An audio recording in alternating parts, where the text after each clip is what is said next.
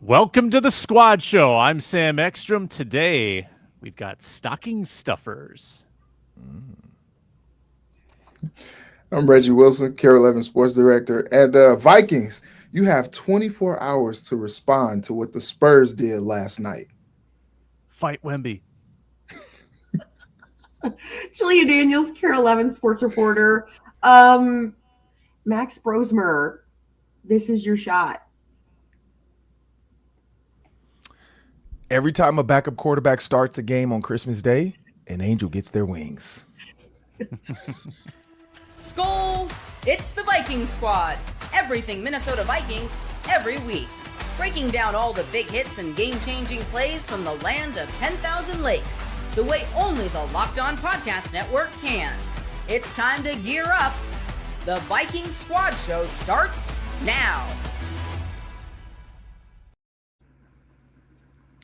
What is up? Welcome to the Christmas Eve Viking Squad Show on Locked On Vikings, streaming live audio on the Locked On Vikings podcast feed, wherever you get your podcasts on the #1 sports podcast network.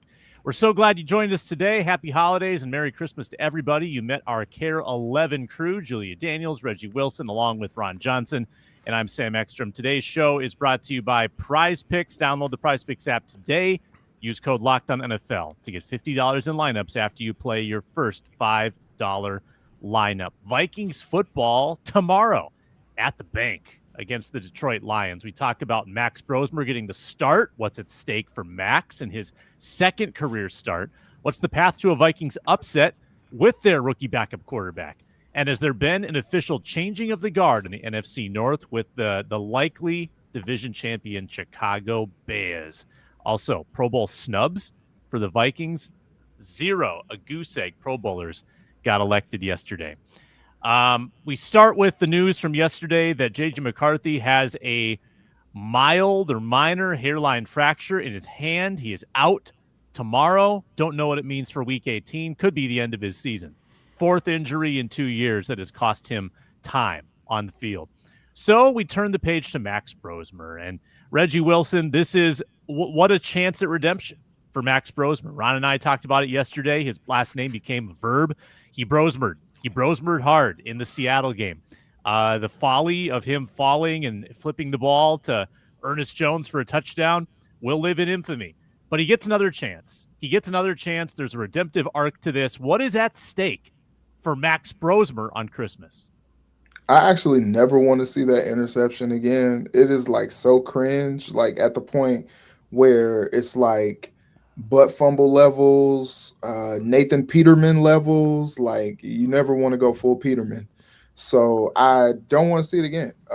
Interestingly enough, though, the Vikings made him available to us yesterday at TCO, and he just talked about how, can't think about that start anymore. Like, and he doesn't want to be defined by the worst start probably for a quarterback in a long time. And so I think he got some confidence coming into a game, because one thing Kevin O'Connell talked about yesterday too, sometimes you just don't have time to think. When the starting quarterback goes down, it's like, all right, Max, you're up. You just got to go in there and it's time to strap it on and just play ball. And so I think the good thing is he saw some good there. That last drive where he was able to, connect with Jets on the 21-yard pass on a weighty down, as Kevin O'Connell calls it, 3rd and 17. Like, that was a big time throw. That gives you confidence. And I think Max said that going forward, he's just telling himself like to be slow, because usually you hear that, rookie quarterbacks, the game is too fast for them. And everything after his first start, it was like, oh, he was playing too fast. And it was just like, what? Like, they're like, yeah, he was getting to the right read, but he was doing it too fast. And, the windows weren't opening up and the passes were, getting picked off and all that. It's like, what? And so he said he told himself, just play slow. And I think, Max showed some good things in the preseason. Obviously, he showed enough that, the coaching staff and Kevin O'Connell wanted to keep him around and, eventually become the backup quarterback. And so, I think he has some tools if he could play on time, if he can be in a rhythm, I think he could do some solid things. Obviously not the strongest arm guy, but if he plays on time and in rhythm, we saw what even doing that just does for somebody like Phillip Rivers getting off the couch and playing for the first time in 5 years. He was awesome on Monday night, throwing those meat pies all over the field. And so, if he's able to be anticipatory and find his guys, doesn't hurt throwing the ball to Justin Jefferson. So he's got that going for him. So I think he could do some things if he could just get it together. But we don't want to talk about the Seattle game anymore. That is like long gone, and that is just a terrible thing that happened. He almost needs like that Men in Black stick where he's just like, wipe it from the memory. Got to severance the memory of that Seattle game. I know Ron gets the Severance reference. Ron, this is a Christmas miracle for you. You get to watch a Gopher play for the Vikings on Christmas. And the matchup is just way more favorable for a rookie quarterback than in Seattle, one of the toughest environments against one of the toughest defenses. Now you're at home, no playoff pressure to speak of, and you're taking on a defense that I think I read has given up 450 yards per game the last 5 games. Maybe a little more room out there to operate. Yeah, and Sam, I'm proud of you for the Severance reference. But yeah, it's one of those things where. So I think here's the thing. First of all, Max Brosmer went to that Seattle game without the quote unquote lesser pre-snap stuff to handle, right? Max Brosmer came into that Seattle game trying to do what Kevin O'Connell wanted, to be a McCarthy kind of like clone and say, hey, I can still can and kill plays. I can still renumber the mic. I can still alert if there's too many guys at the line of scrimmage. I can alert and do this and do that, right? Seattle, for the most part, rushes 5 to 6 every time, like Brian Flores, but the biggest difference is they run a ton of split coverage. When you slow it and dumb it down, you don't worry so much anymore about the front. You just worry about here's the coverage and here's where I'm going to go with the ball. You eliminate, as Kirk Cousins beautifully told us on the podium, you eliminate 2 right away. And I did that in the pregame show when I did the Daily 3, where if you can eliminate the 2 guys right away based off the high safety or single high safety, middle of the field open, middle of the field close, you can change your quick read to 1, 2, 3, right? Instead of 1, 2, 3, 4, 5. Everybody's like, oh man, he gets to 3, 4, and 5 so quick. Yeah, because he eliminated 1 and 2 based off the coverage. So I think that Max Brosmer now coming to this game is going to have more McCarthy-esque pre-snap, where it's not so much of like, hey man, figure everything out for me. It's going to be more so of let the center tell you which mic he wants to handle, and then from there, let's move on. And honestly, when you think about screenplays, right? Kevin O'Connell ran a ton of screens this game, even on third downs. Even the shallow to Justin Jefferson, if you watch it back, was a screen technically. It was in front of the line screen, borderline illegal screen, but he threw an under route to Justin Jefferson. And if you watch, Jordan Addison was already blocking the guy that was in the middle of the field before Justin Jefferson had the ball. So I think he knew too, like, hey, this is going to be a rub route we're going to throw to him. I think those plays are going to be prevalent this game against the Lions. I think Kevin O'Connell is going to try to do the same thing for Max Brosmer, and he wants to get Justin Jefferson his yards. Now, here's the cool thing for Max Brosmer. He's playing on Christmas Day on Netflix. Everybody in the world is watching. 2, this is probably the game Justin Jefferson goes for 1,000. Like, this is when he gets his 1,000, and that's whatever catch it is, that's the play that's going to get played over and over and over and over and over again, because that's the catch that got Justin Jefferson his whatever consecutive 1,000-yard seasons. So Max Brosmer is put into a cool position. The other side of that coin, though, right, as we talked about yesterday, Sam, is the Grinch. Hopefully the Lions don't play the Grinch on Max Brosmer's Christmas Day, because they could make this the worst day ever for him. Like, the Lions defensive coordinator could say, you know what? We saw what this guy did against Seattle. Let's just confuse the crap out of him. Let's just blitz him, and let's just go after him. Let's go cat blitz. Let's go safety blitz. Let's do some stupid stuff. Like, let's really make him just confused, where he's like, wait, that doesn't even make sense. You're right, it doesn't, rookie, but we're still going to do it because you might throw it to one of our other guys by mistake. The only thing we haven't seen from Max is a left-handed interception, and hopefully he doesn't do that. So I'm pulling for him. I'm excited. I got the oar behind me. I don't know if I'm gonna bring it to the stadium because it might be considered a weapon, but I'm looking forward to rowing the boat on Saturday. Daniel, Thursday. Days of the week are all messed up. Right. Yeah, Julia, long term for Max. So he's a rookie. He was not supposed to be the backup. He was supposed to be the third string. That was Carson Wentz, but he defaulted into this position, and now he embarrassed himself in start number 1. Yeah. Start number 2 now.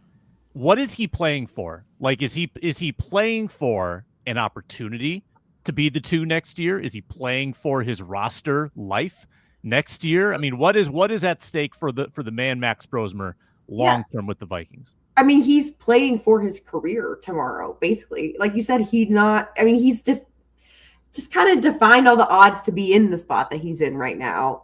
This is a guy that, when he first got picked up by the Vikings, it was like, okay, this is another Tanner Morgan situation where he's just another body that they have in the building, just so that guys can get reps and he knows how to throw a ball. It's not something that like anybody's reading into too much. This is not something that, and I will say, like we covered Max obviously because we covered the Gophers, and so we had an idea of the talents that he has. But this is like somebody who's, the luck. I hate saying luck because I do think Max Brosmer works so hard and he does have skills and drive. But I do think at the end of the day, there has been a lot of luck that's gone into the situation that he's now in and the opportunities that he's had. And it's going to run out at some point. And so you have to prove yourself at some point in order to, and it's not like he's like, I don't think it's necessarily like, oh, I'm going to prove myself so that it can be like a Brock Purdy situation. I can be a starter. It's just like so that you can continue to be a successful backup in the NFL at this point. Like you want that number 2 spot. You want to, because, and I think something that like, maybe, I think people understand this, but like you can make a career out of being a backup quarterback. Like this is not something that like doesn't pay well, you know what I mean? And then you get to play football too. So this is all about, this entire season has been one long audition for Max Brosmer, and he has got to hit the nail on the head in his finale here. If this is the last time that we see him start this season. And so he's really got to take advantage of the opportunity at hand, because it's not just about like, do the Vikings want him as a number 2? This is like, do other teams that need a number 2 as well? Like they are going to be going back and seeing what he looks like in this game too, just moving forward. This is about his future, I think. Like, and not to be dramatic, but it is about his future. This is one of, he's not going to get every opportunity in the world, so he's got to take advantage while he can. I'll make this point, Ron, and I can't remember, Reggie, if you were here yet. If you remember the Sean Mannion game, it was the exact same point in the season. I think it was the second to last game of the year. I think Kirk Cousins got COVID. Sean Mannion got a chance. He stunk. And there'd been so much hype about Sean Mannion. He's so smart. He's got this unbelievable arm. Let's see what he can do. It wasn't good, and he has not played since in the NFL. I don't think he's in the league anymore. Like he got a chance, it didn't go well, and he's out. You don't get unlimited opportunities, so there is a lot at stake. I don't think Julie is being overly dramatic. We'll talk about the path to a Vikings upset. Beyond just the quarterback, what needs to happen for the Vikings to win this game as a significant underdog against Detroit on the Squad Show coming up. Brought to you today by PrizePicks. PrizePicks allows you to cash in on the decisions you make. We make a lot of benign, banal decisions every day. But at PrizePicks, when you make those correct decisions, you can get money. Don't miss the excitement of this sports season, of Christmas Day. I'm looking at the more or less on Max Brosmer yardage tomorrow. 182.5. You pick more or less on 2 or more player stats. That means you've put together an entry. You've done it. You can do it on 2. You can do it on 3, 4, 5, 6. Takes less than 60 seconds to put together that lineup. And if you want to do the flex play, maybe you get 4 out of 5, 5 out of 6. You don't have to be perfect, and you still profit. The new stacks feature is awfully fun. You can rack up a single entry with one player's stats. So like Anthony Edwards, points, threes, and assists, for instance. There's also the injury reboot if your player gets injured early in the game. Download the PrizePicks app today. Use code LOCKEDONNFL to get $50 in lineups after you play your first $5 lineup. That's code LOCKEDONNFL for $50 in lineups after you play your first $5 lineup. PrizePicks, it's so good to be right. Squad show rolls on. No squad show tomorrow on Christmas Day, but we are here with you today, Christmas Eve morning. Ron Johnson, you'll be at the stadium tomorrow, of course, Vikings, Lions. And the Lions, at last check, were favored by 5.5 on FanDuel. That was prior to the Brosmer announcement. It's now 7.5. Lions are favored by 7.5. What are the steps? Disrespect, man. I know. More than a touchdown. What are the steps for the Vikings to pull this upset? Not just Brosmer being good, but what else needs to happen? Yeah, so we know Jared Goff with this offense, they like to come out fast, but like not dangerously fast. They like to come out fast, meaning easy, quick completions to let Jared Goff. I mean, we've seen those games where he's 7 for 7, 8 for 8, 9 for 9, 10 for 10, and everybody's like, man, this guy's good. And then the game rolls on, and you're like, oh, okay, it's basically just we're just high-lowing one target, and we're taking the dump off. And so what Brian Flores, unfortunately, he doesn't have Josh Metellus. He doesn't have Grenard. So he's going to have to, and I'm starting with the defensive side, he's going to have to manufacture some pressure on Jared Goff without giving up coverage ability. And it sounds like a lot, but it's pretty simple when you watch the 40. I don't know if you guys watched the 49ers the other night with, shout out to Eric Kendricks, by the way, still doing it. When you watch the 49ers, and it's Robert Saleh. We know Robert Saleh's defense got him an NFL head coaching position. It just was in the worst place in the world, and it didn't last long. But when you look at Robert Saleh and what he's been able to do with that defense with the 49ers, it's simplistic rush with complex looks. And so what Brian Flores is great at that. He's just missing Grenard, which sucks because that's the guy that I feel like when he gets one-on-one, he's going to give you something. And so I'm looking for Dallas Turner. That's my key. Like, I'm looking for Dallas Turner because he's done it like the last 2 games. He's gotten sexy on that second move. We all talked about he would get engaged and he would just stand there, and everybody remembers that Eagles game because, I mean, in the press box, it was like the spotlight was on Dallas Turner because his back was to us. He was rushing, and then him and Lane Johnson just were doing the 2-step. Like, it was like R. Kelly was playing in his headset and he was stepping in the name of love because he just stood there. Fast forward now, he talked about like, yeah, I got to come up with this. I got to talk to Grenard about this. Van Ginkel told me this. Now you see him doing the spin moves. You see him doing the rip and then the pull. You see him doing the dip and spin and then the pull. I mean, he's putting multiple moves together. That's the key. I think you need to make it like the inside. So guards, centers, you need to make them nervous about that double cross. And when that cross happens, both guards and centers have to watch it. That leaves your tackles manned up unless the tight end's on one side. When you see that, Gink and Turner have to get to what's his name?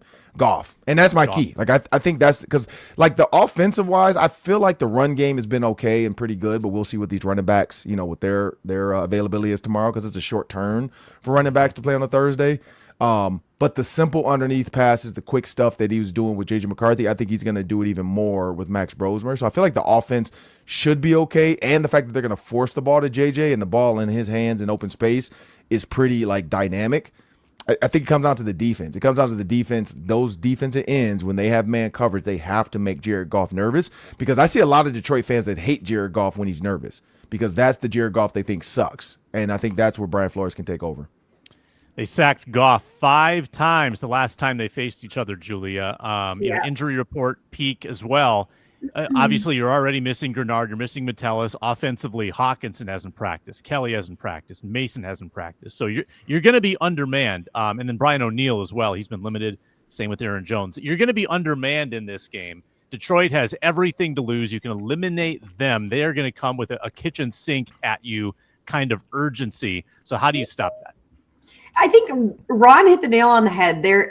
Everything that I've read this week online is the doubt that anybody has, even after finding out that Max Brosmer is the starter for the Vikings, the doubt that anybody has about the Lions is 2 things. One, the defense is pretty weak and banged up at this moment in time. They're also like the 4th worst in keeping people from scoring through the air in the entire league. And so that's something that Max and I think Justin Jefferson will obviously be trying to take advantage of as he wants to finish the season out with a bang. But number two, it's just like everybody ends their, like, whether it's a betting article, whether it's just like somebody breaking down the game, it's like, but at the end of the day, we'll see, because everyone knows how Detroit plays when they're desperate, and it's not good.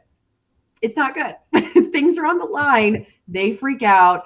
They have a panic attack, and things just swirl in the toilet bowl until they go down the drain. And I think that that's something, I think that's a real thing. I think that that happens with this. And it's not like this tradition of, I mean, it is kind of a tradition of, but it's this organization as of late. Like, this is something that, like, when it comes down to the wire and they need a win, they just can't make it happen for some reason. They implode. And so I think that's something that, like, it should be taken into consideration, whether it's, no matter who's starting quarterback for the Vikings. I think that that's something that we've just kind of seen play out the past few years. And so that, and just like, yeah, a weak and banged up Detroit defense is something that I feel like this Vikings offense should be able to at least take a little bit of advantage of.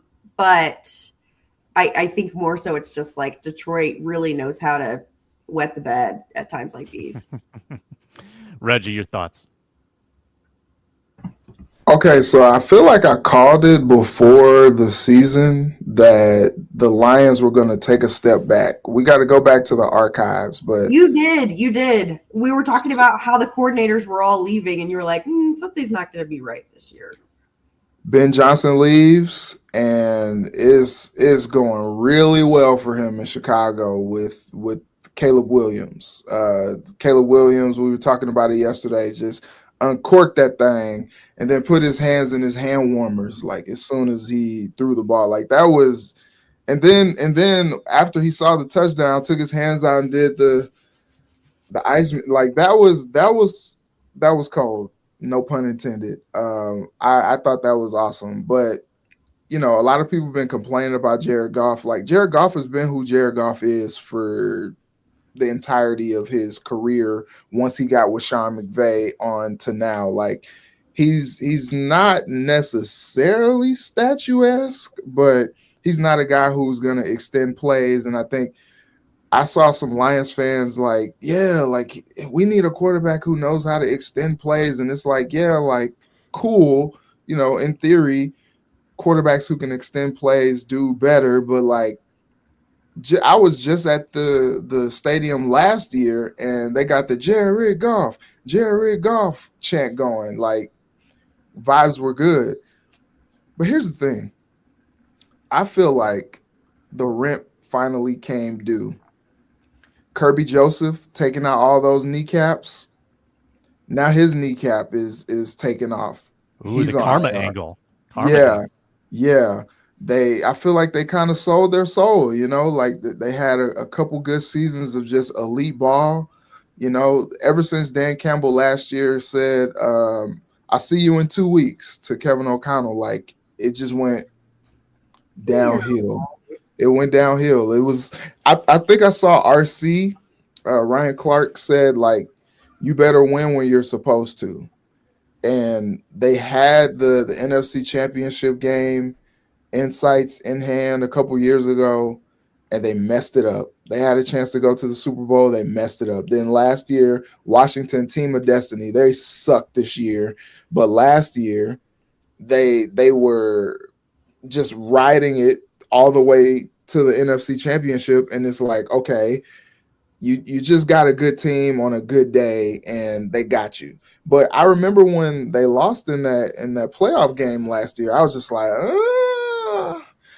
like, these opportunities only come around ever so often. And it's just funny, all the secret sauce stuff that's been working for Dan Campbell, being aggressive and all that, like, it's just not working how it was. And, you know, all these losses that they've piled up this year, I'm just like, this is not what we've come to know from a Dan Campbell team. Like, yeah, they're still playing hard, but, like, they're losing these games. Like, and that was just ultimate bad karma. Like, they call a touchdown on the last play of the game, and then they get called for a penalty on Amon-Ra at the top of his route, and you're just like, dang, like, so it was a touchdown, but it's wiped off, and then that's it, game over. And it was just like, wow, like that's how it ends. Like, just some bad karma for Ron's Detroit team up there. And so I think this game is gonna be interesting. Just to your question of a pathway to an upset, if they could, the Vikings could run the ball consistently and keep it third and manageable for Max Brosmer. And then if the defense could just continue to play how they've played the last 7 weeks or so, like, I think they give themselves a great chance to be successful at the bank on Christmas. Yeah. Yeah, no passing touchdowns allowed this last 6 weeks. Unbelievable. I would venture to say, even though Ben Johnson's having a lot more success at his new home, I think this might be more of an Aaron Glenn thing. I think they miss Aaron Glenn. You look at their offense is still top 3. It was top 3 last year. It's top 3 this year.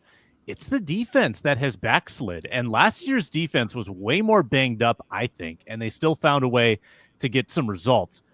This year's not been the case. Also, fourth downs. Reggie hit that. Fourth down offense, 20th in the NFL compared to 7th last year. Fourth down defense, 26th defensively. They were second last year. So the weighty downs, KOC and his weighty downs, that could come into play big time on Thursday. I got my days mixed up too. Thursday tomorrow. Hey, Sam, I do want to say one thing though, right? So one, Ryan Kelly looks like he is out now. You got, what's his name? Both running backs are questionable. So the answer to this one too is 100% Max Brosmer to Justin Jefferson. Like, I'm hoping there's a connection there in some type of like Christmas tree, no coal in the stocking type of feeling, where, because there's a lot of kids. Like, I talked to the Vikings yesterday about tickets, and we were just looking at different options, and the amount of people that are trying to resell their tickets, I hope that it's more of the like, well, I didn't know, like, because I hope it's not one of those like stadiums where we walk in, it's like, man, where is everybody at? Like, where'd all the people go? Because, this is still one of those things where, you want to have a good showing for Christmas on Netflix. I know Netflix was big on this when you talk about the player shoes and all the stuff going on. But also to Reggie's point about Ben Johnson, the biggest change, and this is where Dan Campbell, I think why he took over the offensive play calling, they don't know how to run the ball with innovation.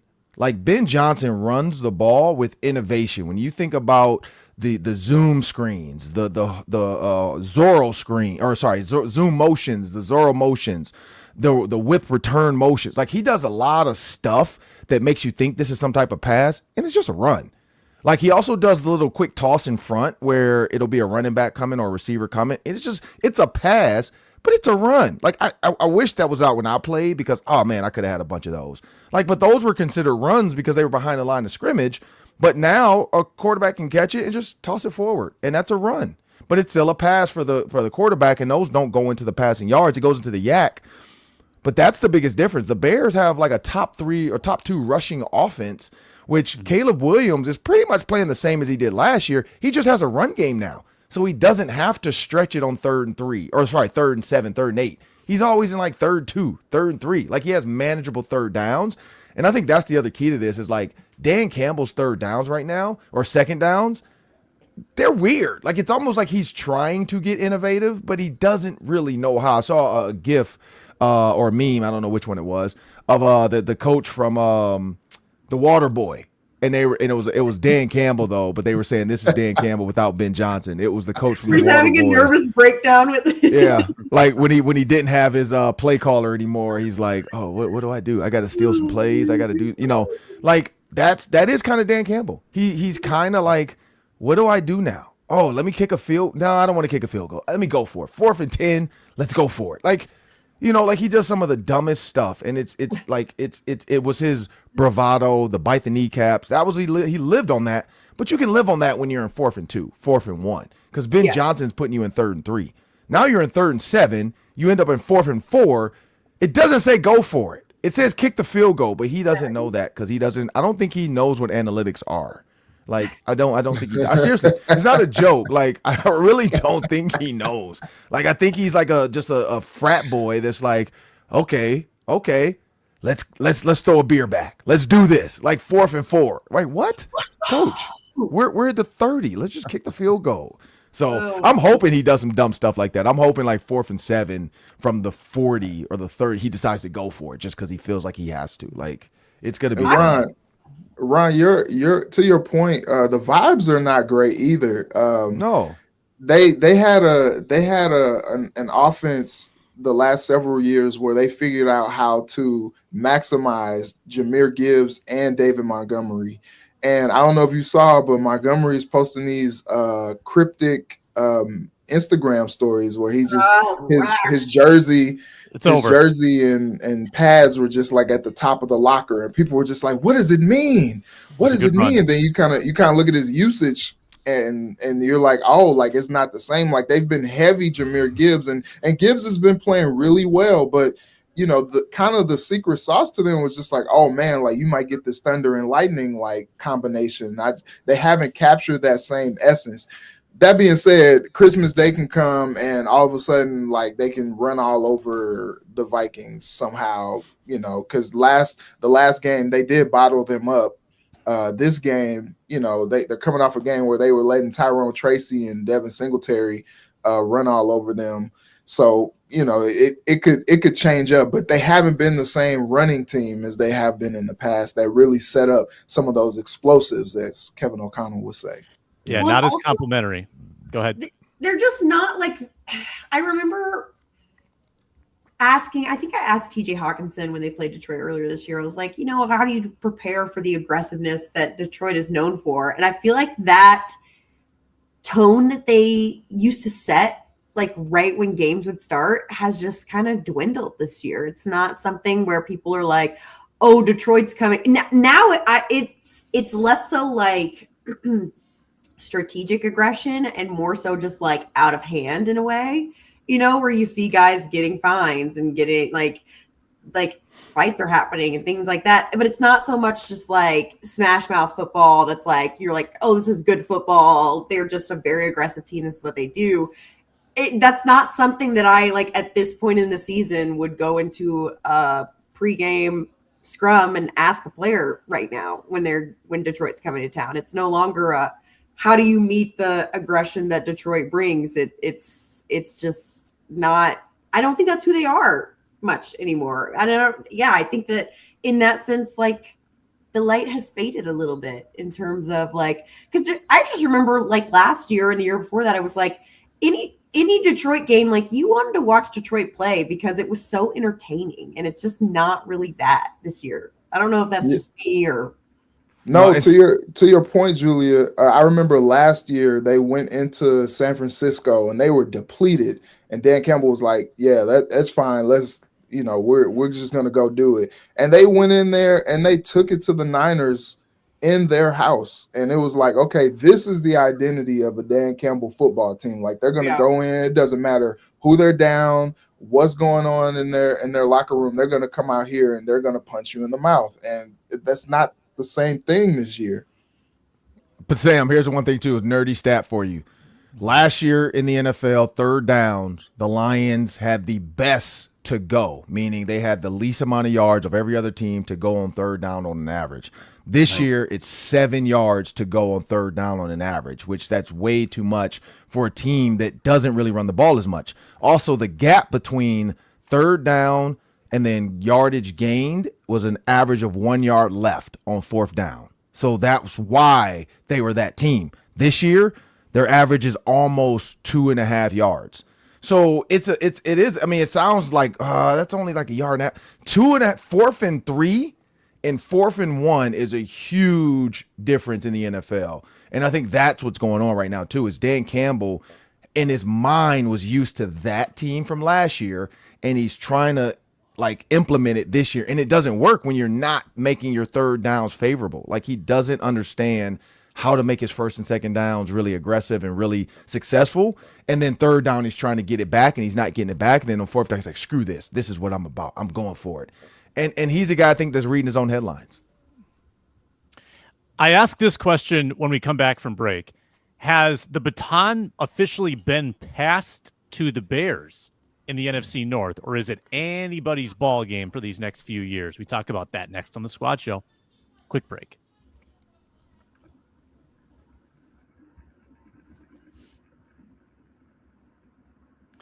All right. We came into the season with a 3-team division, we thought. We thought that the Packers and the Packers and Lions would vie for the title. The Vikings were third. Bears were last in odds. And it is flipped around. The Bears could win the NFC North. I think the Bears are still in contention for the 1 seed, which is nuts. They're winning much in the way that the Vikings won back in 2022, which is by the skin of their teeth, remarkably, miraculously. So, Julia, are you prepared to give the Bears the keys to the NFC North? Or is it in your mind a total crapshoot in this division now for the next couple of years until someone kind of gets back to where the Lions were? The Lions felt like they had an absolute stranglehold for 2 years. How do you handicap it now in this division?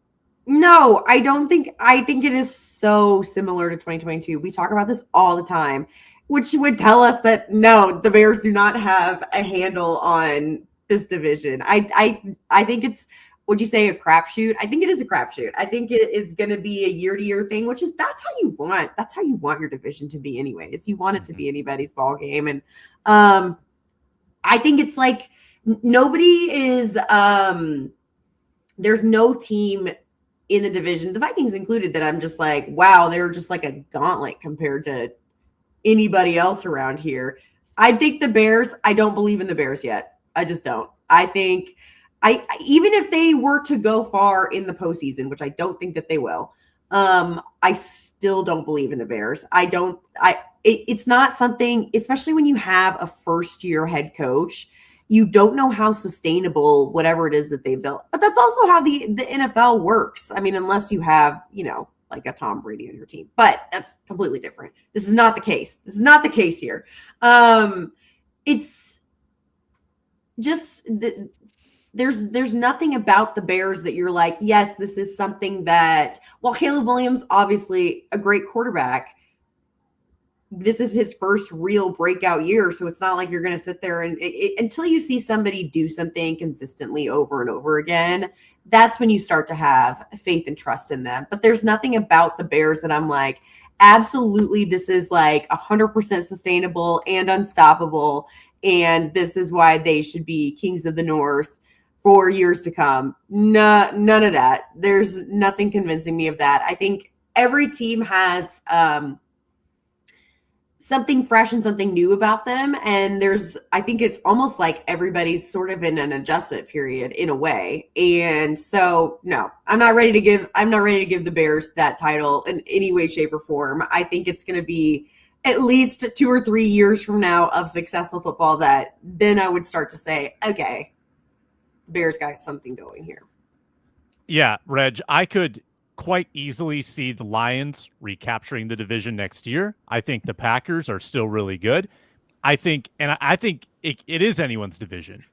I also think the Vikings will be the underdog on FanDuel in about May after the draft. I have a feeling because of the quarterback situation, unless they go trade for Joe Burrow, I think the Vikings are probably 4th in the North right now. Not to say they can't bounce back next year and win it. Yeah, I agree with Julia. I feel like it is probably going to be a year-to-year thing. Now, if 9 is just able to capture some health and some consistency, like they're going to be a team that you're going to have to deal with every year with the Vikings. And so I can see the Vikings kind of competing for that top spot every year if they can figure out this quarterback situation.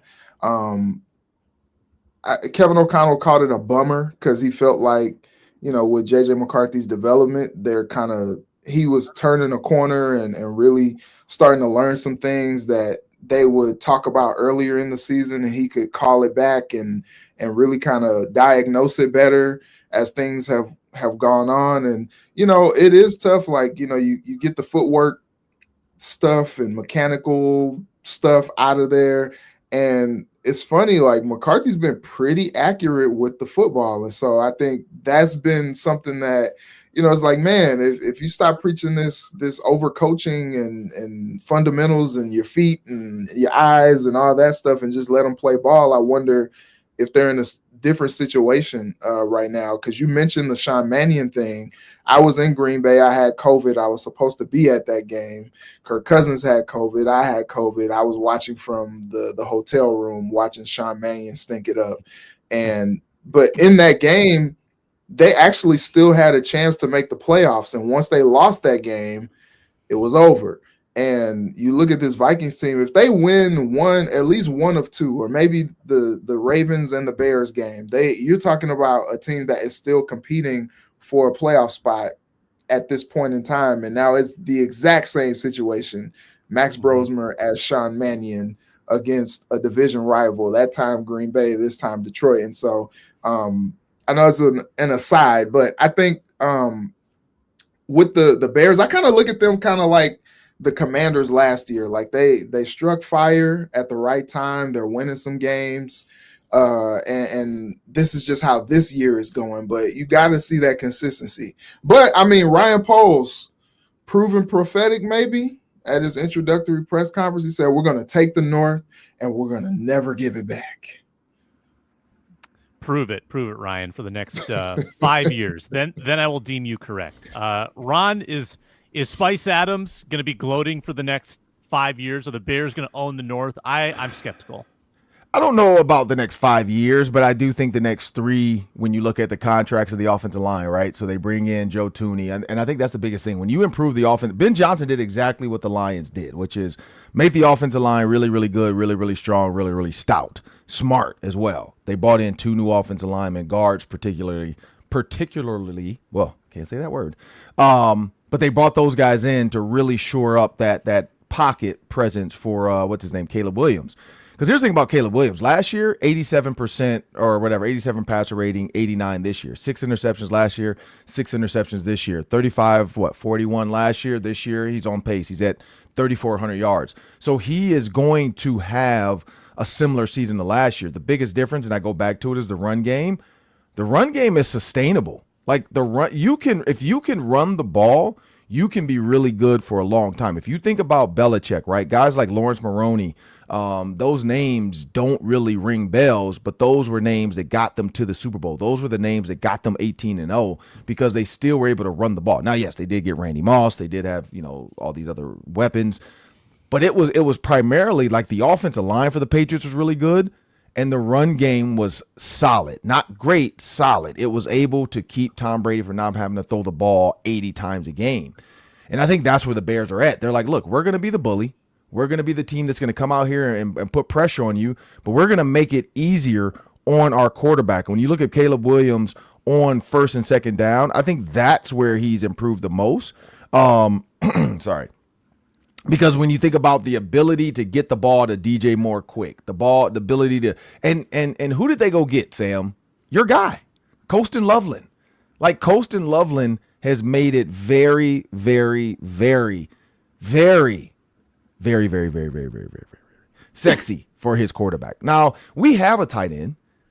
I don't know if anybody's seen him.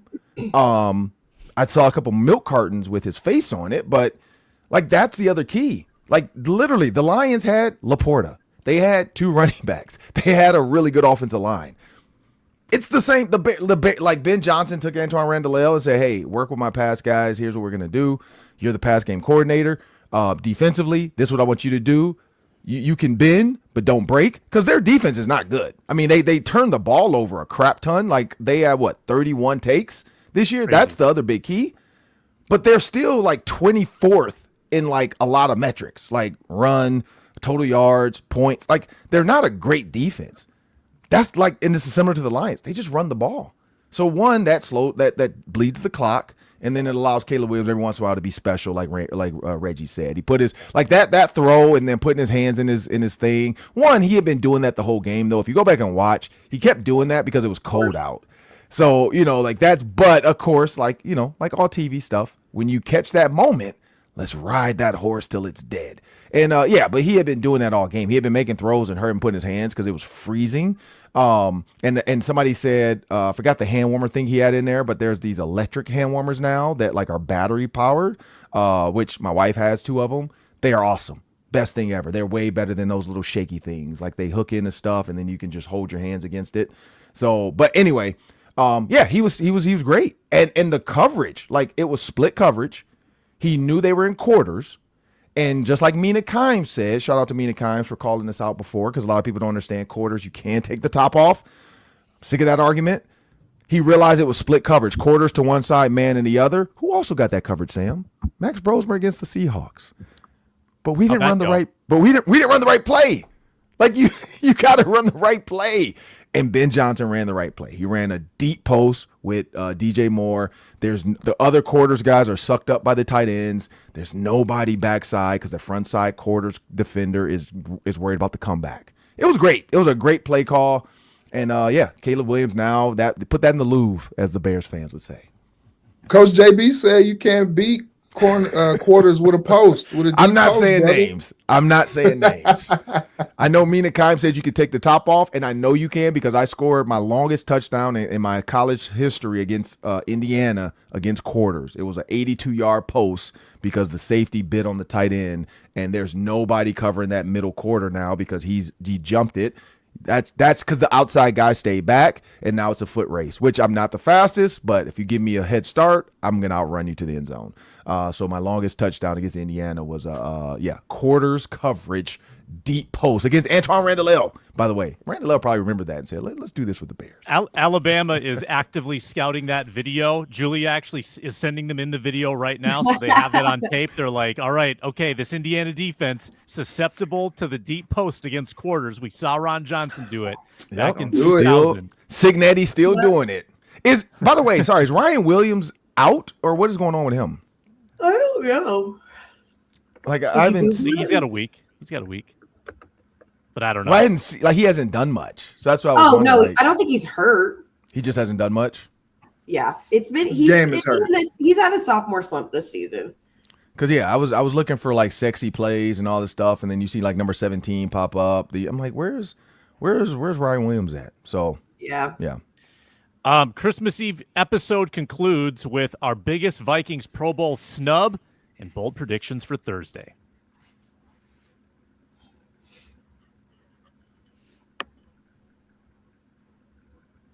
Sorry, and this is not the Alabama show, though, but I will say I just Googled it quick. Ryan Williams has drop problems. He's been dropping the ball. Yes.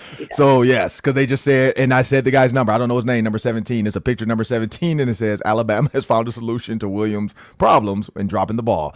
And it comes by the way of a freshman. So, yep, okay. So, there's my answer. Ryan Williams, I'm not going to make any jokes about his hands. I'm going to let it go.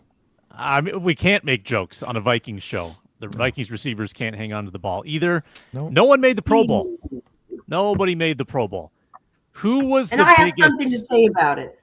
Okay, Julia, you let him hear it. Let's go on your soapbox. Hello, why was Will Riker not selected to the Pro Bowl? Hello. He's not old enough to go. Hello. Brandon Aubrey got clearly outkicked by our dude. And he still made the Pro Bowl. What's happening here? Will Riker should start dating Sydney Sweeney. That's how you get to the Pro Bowl. Will Riker has a wife, okay? Hey. I mean, 27 of 29 for field goals. Perfect on PATs. 9 of 11 kicks from 50-plus yards. And one was a miss due to that sky cam in London. Didn't he hit a wire? Maybe the other two. Yeah, maybe the other kick was too. Yeah. Mm-hmm. Here's the thing, though. I'll say this, and somebody did this the other day on Twitter. Name 10 other kickers other than Will Riker. You can't do it. So, nobody knows the kickers of other teams unless you cover the team, and that's the problem Vikings fans, you got to cover for your guy. You do. No, you're 100% right. I'm just saying the way this Pro Bowl is set up, and it's stupid. Yeah. is they took it away from the players. It used to be players only and then coaches. And that way we all, like all the coaches, the NFC North players, like they all would have been like, oh yeah, this Riker kid is killing it.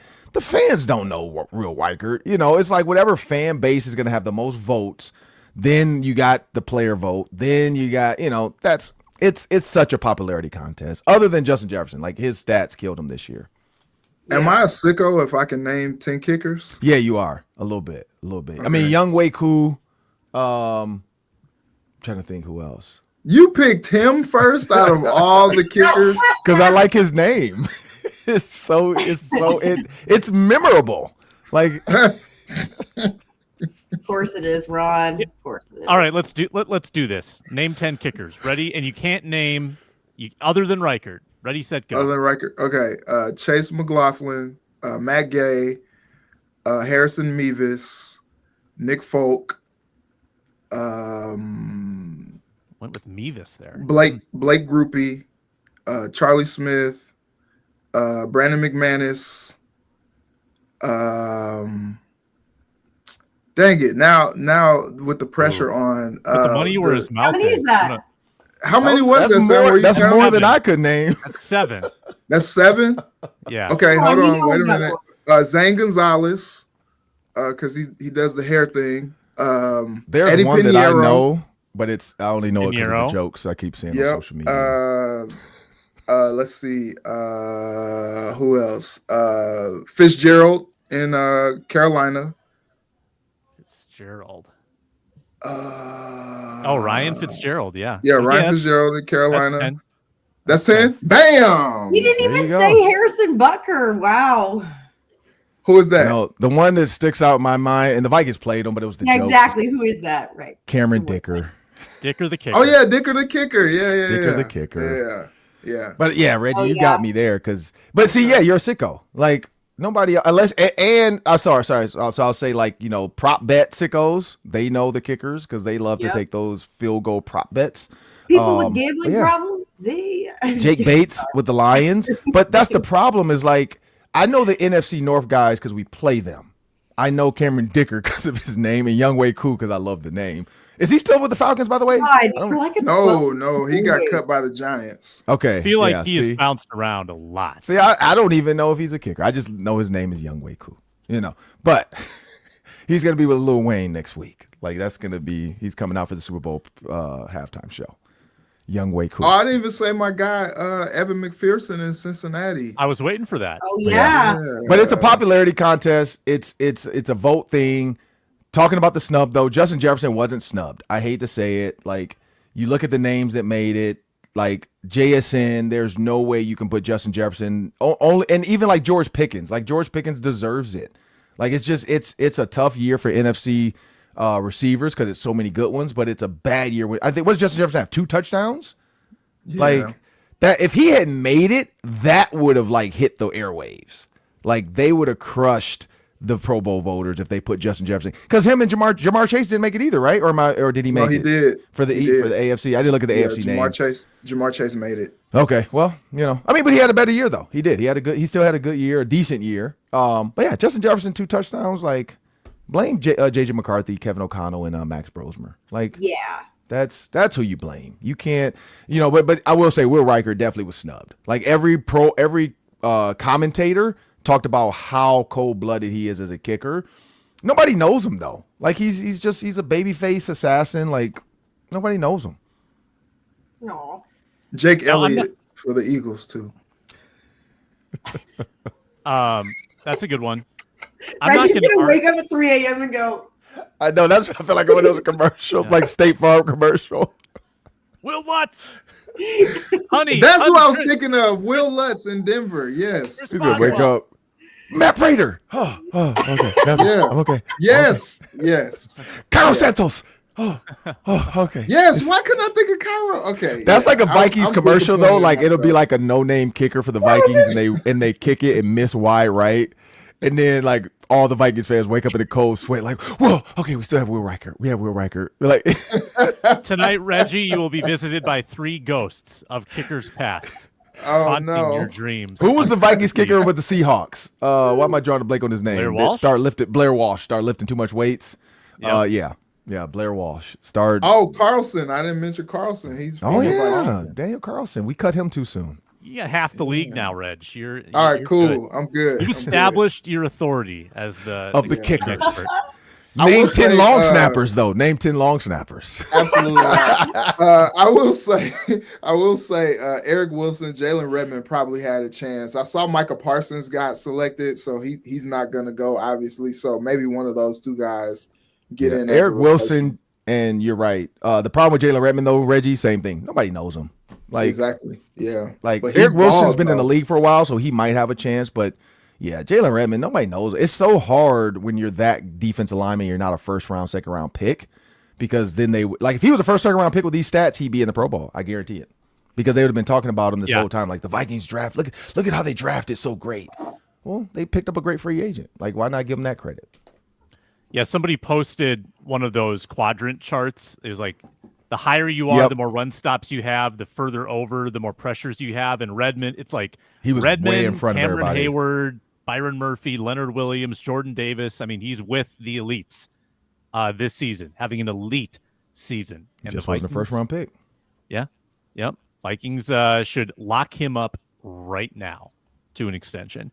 Let's do some bold predictions to end the show.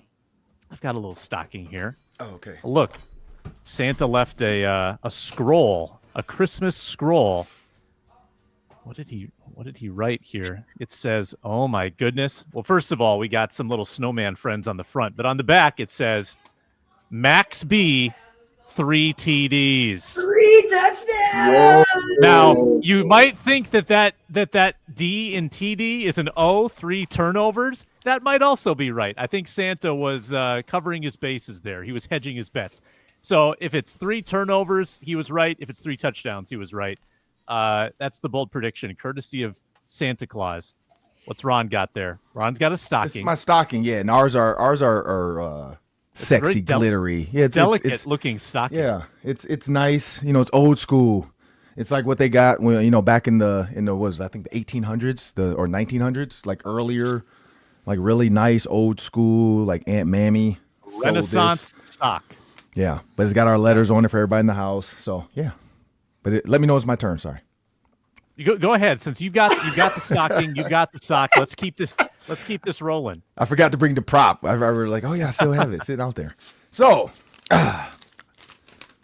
in my stocking, my prop is Max Brosmer. Wait, what did you? Sorry, what was yours? 1 TD, Sam, or what was yours? 3 TDs. Oh shoot, you took mine. All right, let me change mine up. Max Brosmer, the 3 TDs. I see your 3 TDs, and I raise you 250 yards passing. Wow. All right. Yeesh. Hey, it's Christmas. Christmas miracles happen all Christmas the time. miracle. Julia. I'm going to go, you know what? I'm going to go Justin Jefferson, 2 touchdowns. Doubling his output. For Christmas. Let's go. Better now than ever. Dang it, will the- that was mine. Dang, I got to change it up too now. Okay. TJ Hawkinson will get a catch. Yeah, well, that can happen. Write that down. Write that down. He might not play. He might not play. He'll catch it, though. He'll catch an errant throw to the sideline. There you go. Okay, here we go. Dallas Turner, 3 sacks. That's bold. That's very bold. Good one. He's in a fierce battle for the sack lead, I want to say. I would have to check. I think he's at with 5.5. Wilson. Yeah. The Which sack who would have put leader that? right now. Who would have put that at the beginning of the year? Dallas Turner might lead the team in sacks. Well, Eric Wilson's the leader right now, 6.5. Jalen Redmond second. How about that parlay of the top 2? Wilson No matter and what Redmond. Dallas Turner does the rest of the season, though, it's going to come with an asterisk. Even if he ends up with 8 sacks, leads the team, it's going to be an asterisk. Like they're not going to give Kwesi credit for that pick. They're going to say Grenard was hurt and so on and so forth. But hey, Yeah, it's true, but also Turner's been getting better. he's been getting better. He has. He's getting way better. Julia doesn't want any more Alabama disrespect on this show. She's had Yeah, it. come on, guys. I've had it. I'm up to here. It's not my fault Ryan Williams can't catch. It's not my fault either, and I'm really mad at him about that. I was wondering what was going on because I was watching the game and I'm like, what? Why are they throwing it to him? And now it makes sense because they don't trust him. They don't trust. That's sad too. When you're a sophomore, and they don't trust. But yeah, you're right. Hopefully it's a sophomore slump because he's supposed to be a first round draft pick next year, so he's gotta fix that. Best Christmas movie as we exit. Best film. The Grinch, Jim Carrey's version, best Christmas movie that there is. My hot take would be that that's the third best Grinch movie. No, it's not. I know he sat 8 hours in a makeup chair every day. I know, great sacrifice on his part, but I like the version where the Grinch is more nuanced and he treats his dog better. My mom would say It's a Wonderful Life. I would say Home Alone or Home Alone 2. Home Alone 2. Wait, 2 in New York? Yes, that's the best one. I was going to say crazy. Home Alone because we're going to watch that today. Our kids have kind of watched it, but I don't know if they've ever really watched it. But we're also nervous that we might give our 11-year-old daughter ideas in her mind that she might try to protect the house with nobody's coming. All of a sudden you walk in here. Right. Blow torch on the back of Ron's head. We're stepping on tacks in the kitchen because she's upstairs in the room nervous that somebody was going to break in when she was home. And we're like, we just went to the grocery store. We're out of bacon. Relax. Home Alone. But one, it's this for me, and a lot of people might not have seen this one. This Christmas with Chris Brown, that one for me, I love that movie. That's really good. That's pretty good. Wonderful. And Lauren London. Lauren London's in it too. So come on, it's a great movie. Elf a close second. Love some Elf. Thank you for being here, everybody. A Merry Christmas, a Happy Holidays to all who watch, listen, comment, and subscribe. And we will be back Monday with the Squad Show after Vikings Lions on Thursday. Thanks a lot. Appreciate it. And talk to you soon here. Santa's on the number one. Roll the boat. Merry Chrysler. Happy Honda Days. Peace out.